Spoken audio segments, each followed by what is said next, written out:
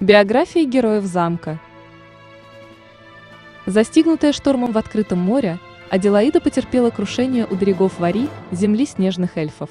Она обучалась у них около 20 лет, а когда вернулась в Эрафию, обнаружила, что с момента ее исчезновения не прошло ни года.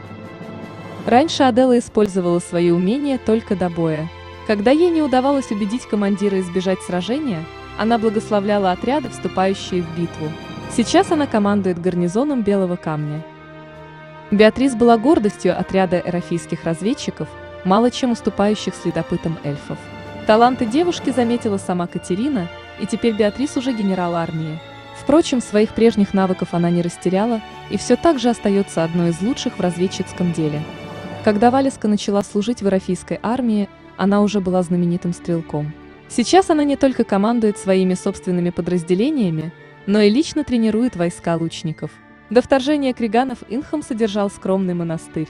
Когда началась война, он и его монахи тут же стали служить эрафийской короне. Раньше, до того, как Кейтлин поручили командование, некоторые думали, что она находится во власти злых духов. Несмотря на эти утверждения, пока она была в рядах церкви, пожертвования в пользу ее церкви были самыми высокими. В молодости Кадберт играл с темными искусствами, но когда его жена умерла из-за его заклинания, произнесенного неправильно, он обратился в сторону добра и больше никогда не оглядывался. Его понимание темных сторон магии дало ему возможности, недоступные другим. Как правящая королева Эрафии, Катерина продолжает войну за свои границы и пытается восстановить мир, построенный ее отцом. Однако поддержка ее людей ослабевает по мере того, как страна устает от постоянных войн. После убийства короля Николаса Грифонхарта генерал Морган Кендалл временно занял место на троне.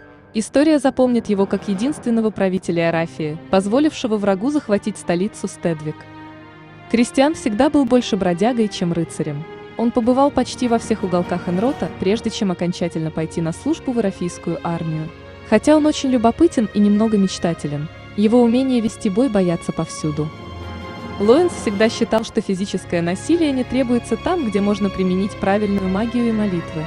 Удивительно, что это всегда срабатывало, и сейчас он считается одним из самых удачливых, хотя и несговорчивых лидеров. Некоторые поговаривали, что отъезд лорда Хаарта из Энрота произошел из-за его связей с культом некромантии. Но его служба короне Эрафии была так же безупречна, как и его служение Роланду Айронфисту до войн за наследство. В первые годы службы Арина его обучал один из лучших тактиков Эрафии искусству вести осаду. Все артиллеристы, которыми он командовал, очень быстро обучались попадать в объекты, находящиеся за прикрытием. Рион работал полевым медиком в эрафийской армии. Но когда его командир погиб в сражении с ордами криганов, он доказал, что может принять командование на себя. Рион смог сдерживать натиск неприятеля до тех пор, пока не подошло подкрепление. Недавно освобожденный от криганов, Роланд почтительно служит генералом эрафских войск под началом своей жены Катерины.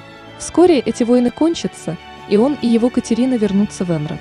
Однако они оба должны решить судьбу эрафийского трона. Сани всегда все схватывала на лету, быстро обгоняла других студентов, особенно после того, как она вступила в церковь. Кажется, что ей от природы дана возможность запоминать заклинания, просто наблюдая за тем, как их произносят другие. Сильвия несколько лет была пиратом на Регне, пока не поняла, что жизнь пирата не для нее.